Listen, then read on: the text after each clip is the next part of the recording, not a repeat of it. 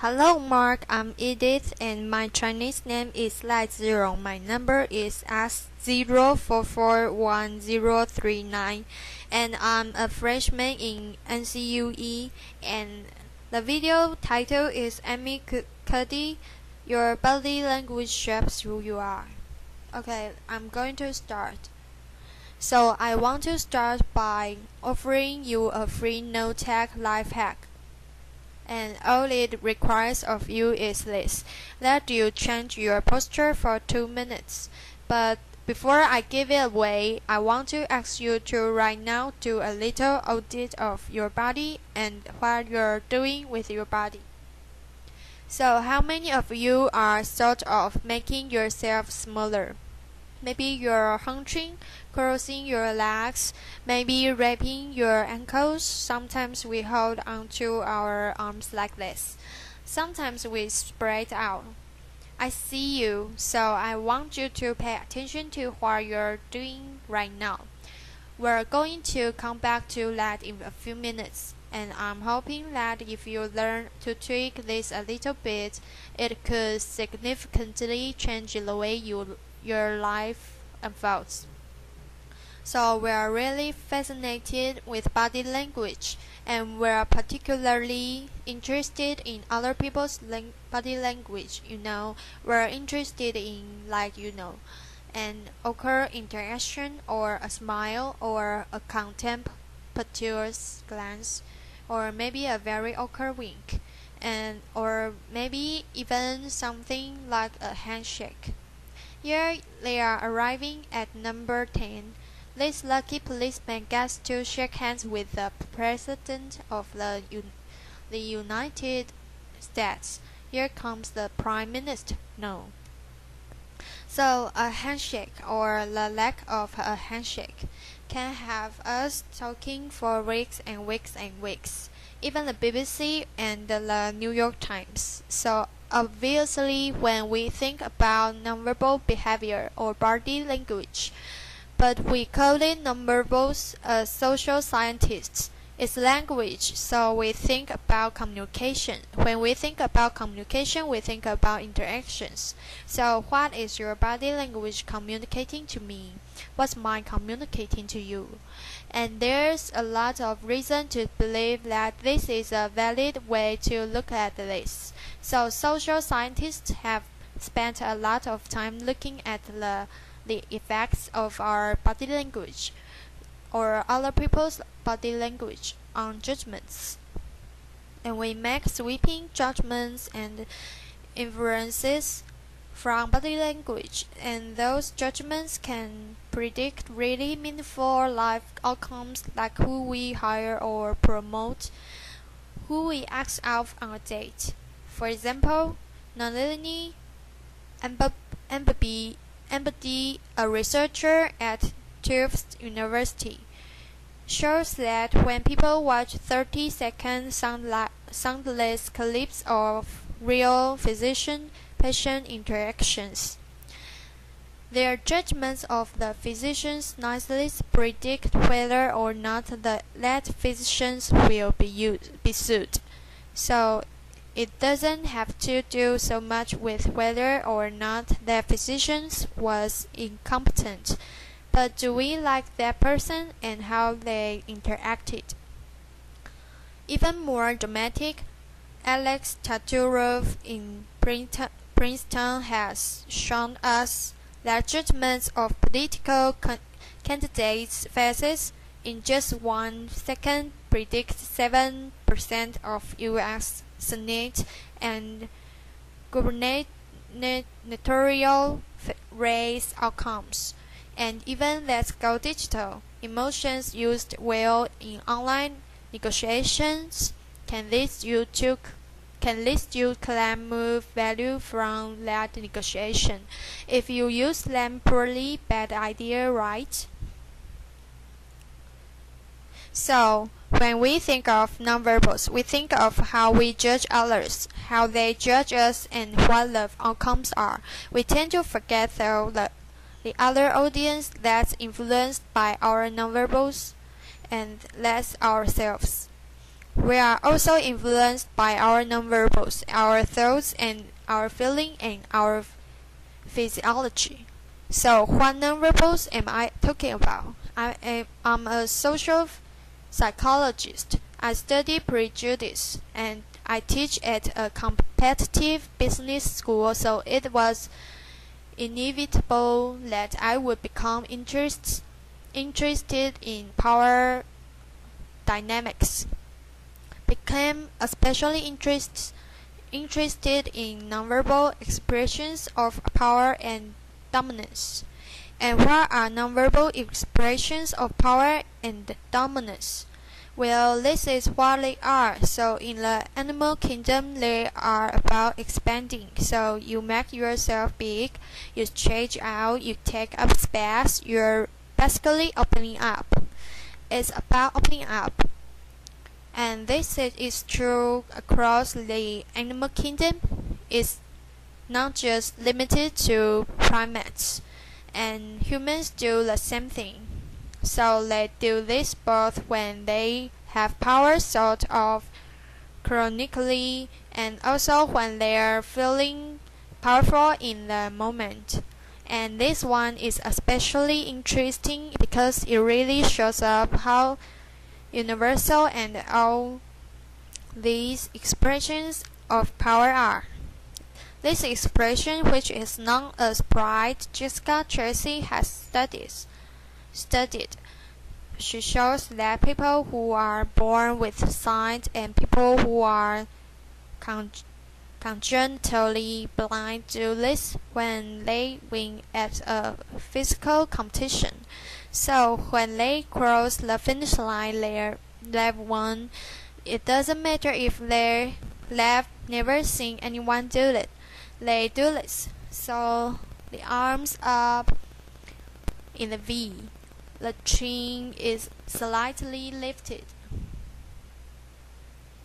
What do we do when we feel powerless? We do exactly the opposite. We close up, we wrap ourselves up, we make ourselves small. We don't want to bump into the person next to us. So again, both animals and humans do the same thing. And this is what happens when you put together high and low power. So what we tend to do when it comes to power is that we complement the other's nonverbals. So if someone is being really powerful with us, we tend to make ourselves smaller. We don't mirror them. We do the opposite of them. So I'm watching this behavior in the classroom. And what do I notice? I notice that MBA students really exhibit the full range of power nonverbals. So you have people who are like caricatures of us, really coming into the room. They get right into the middle of the room before class even starts, like they really want to occupy space. When they sit down, they are sort of spread out. They raise their hands like this. You have other people who are virtually collapsing when they come in. As soon they come in, you see it. You see it on their faces and their bodies, and they sit in their chair and they make themselves teeny, and they go like this when they raise their hands. I noticed a couple of things about this. One, you're not going to be surprised. It seems to be related to gender. So women are much more likely to do this kind of things than men. Women feel chronically less powerful than men, so this is not surprising. But the other thing I noticed is that it also seemed to be related to the extent to which the students were participating and how well they were participating. And this is really important in the MBA classroom because participation counts for half the grade. So business schools have been struggling with this gender grade gap. You get this equally qualified women and men coming, and then you get these differences in grades, and it seems to be partly attributable to participation. So I started to wonder, okay, so you have these people coming like this, and they are participating. Is it possible that we could get people to fake it, and would it lead them to participate more?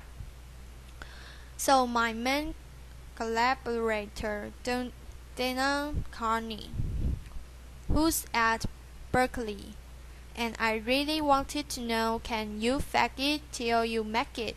Like, can you do this just for a little while and actually experience a behavioral outcome that makes you seem more powerful? So we know that our nonverbals govern how other people think and feel about us. There's a lot of evidence, but our question really was, do our nonverbals govern how we think and feel about ourselves? There's some evidence that they do. So, for example, we smile when we feel happy, but also when we are forced to smile by holding a pen in our teeth like this, it makes us feel happy. So, it goes both ways. When it comes to power, it also goes both ways. So when you feel powerful, you're more likely to do this, but it's also possible that when you pretend to be powerful, you are more likely actually feel powerful. So the second question, what really was, so we know that our minds change our bodies, but is it also true that our bodies change our minds? And when I say minds, in the case of the powerful, what am I talking about? So I'm talking about thoughts and feelings, and the thoughts of physiological things that make up our thoughts and feelings. And in my class, that's hormones. I look at hormones. So what do the minds of the powerful versus the powerless look like? So powerful people tend to be, not surprisingly, more assertive and more confident, more optimistic. They actually feel they are going to win even at games of chance. They also tend to be able to think more abstractly. So there are a lot of differences. They take more risk. There are a lot of differences between powerful and powerfulless people. Physiologically, there also are differences on two key hormones: testosterone, which is the dominance hormone, and cortisol, which is the stress hormone. So what we found is that high-power alpha males in primate hierarchies have high testosterone and low cortisol, and powerful and effective leaders also have high testosterone and low cortisol. So what does that mean? When you think about power, people tended to think only about testosterone, because that was about dominance. But really, power is also about how you react to stress. So do you want the high power leader that's dominant, high in testosterone, or really stress reactive? Probably not, right? You want the person who's powerful and assertive and dominant, but not very stress reactive, the person who's laid back. So we know that in primate hierarchies, if an alpha needs to take over, if an individual needs to take over an alpha role sort of suddenly, within a few days, that individual's testosterone testosterone has gone up significantly and his cortisol has dropped significantly. So we have this evidence, both that the body can shape the mind, at least at the facial level, and also that raw changes can shape the mind. So what happens? Okay, you take a raw change. What happens if you do that at a really minimal level, like this tiny manipulation, this tiny intervention? For 2 minutes you say, I want you to stand like this, and it's going to make you feel more powerful. So this is what we did. We decided to bring people into the lab and run a little experiment, and these people adopted for 2 minutes, either high power poses or low power poses. And I'm just going to show you 5 of the poses, although they took on only 2. So here's one, a couple more. This one has been dubbed the Wonder Woman by the media. Here are a couple more. So you can be standing or you can be sitting, and here are the low power poses. So you're folding up, you're making yourself small. This one is very low power. When you're touching your neck, you're really protecting yourselves. So this is what happens. They come in, they split into a vial. For 2 minutes, we say, you need to do this or less. They don't look at pictures of the poses. We don't want to prime them with a concept of power. We want them to be feeling power, so 2 minutes they do this. We then ask them, how powerful do you feel? On a series of items. And then we give them an opportunity to gamble, and then we take another saliva sample. That's it. That's the whole experience. So this is what we find: risk tolerance, which is the gambling. We find that when you are in the high power pose condition, 86% of you will gamble. When you're in the low power pose condition, only 60%. And that's the hoping significant difference. Here's what we found on testosterone from their baseline when they come in.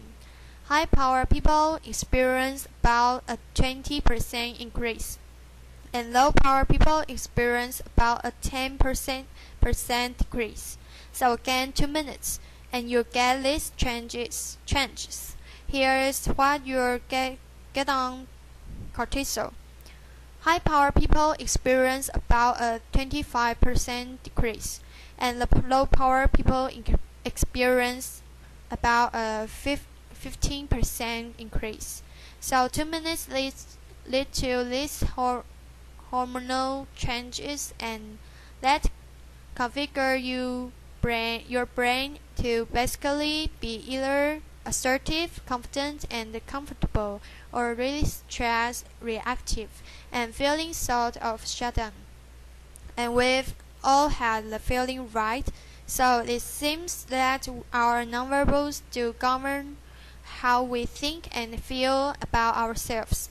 So it's not just others, but it's also ourselves. Also, our body change our minds.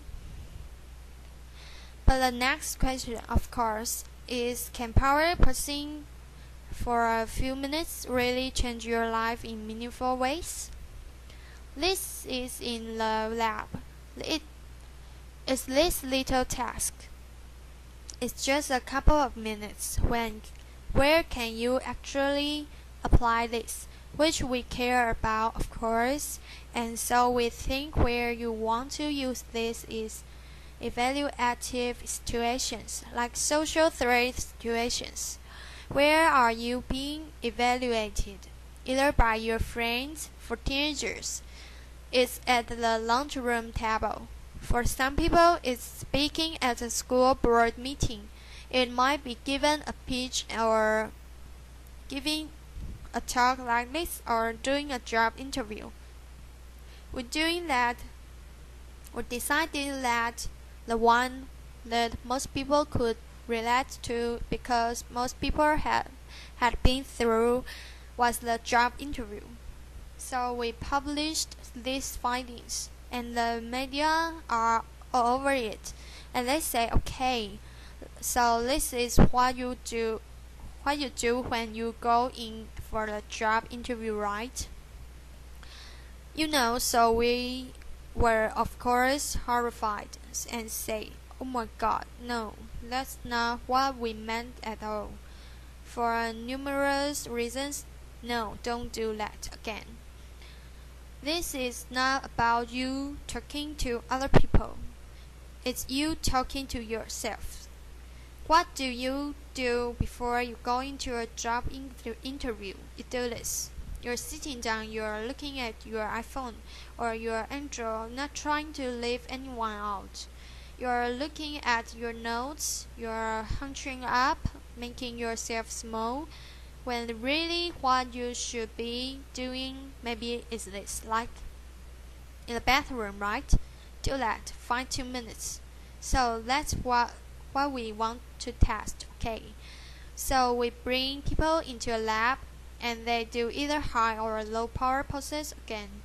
They go through a very stressful job interview. It's 5 minutes long. They are being recorded.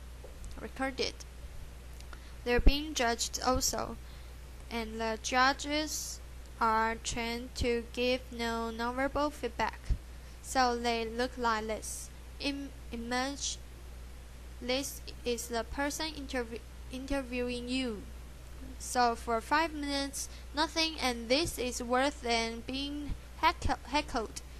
People have this. It's what Marina LaFrance calls standing in social quicksand. So this really spikes your cortisol. So this is the job interview we put them through, because we really wanted to see what happened. We then have these coders look at these caps, 4 of them. They are blind to the hypothesis. They are blind to the conditions. They have no idea who's being posing in what pose, and they end up looking at this set of tabs. And they say, we want to hire these people. All the high power posers. We don't want to hire these people. We also evaluate these people much more positively overall. But what's driving it? It's not about the content of the speech. It's about the presence that they're bringing to the speech, because we rate them on all these variables related to the competence, like how well structured is the speech, how good is it, what are their qualifications. No effect on those things. This is what affected. These kinds of things, people are bringing their true selves. Basically, they are bringing their selves. They bring their ideas but as themselves, with no residue over them. So this is what's driving the effect, or mediating the effect. So when I tell people about this, let our bodies change our minds, and our minds can change our behavior, and our behavior can change our outcomes. They say to me, it feels fake, right? So I said, fake it till you make it. It's not me. I don't want to get there and then still feel like a fraud. I don't want to feel like an imposter.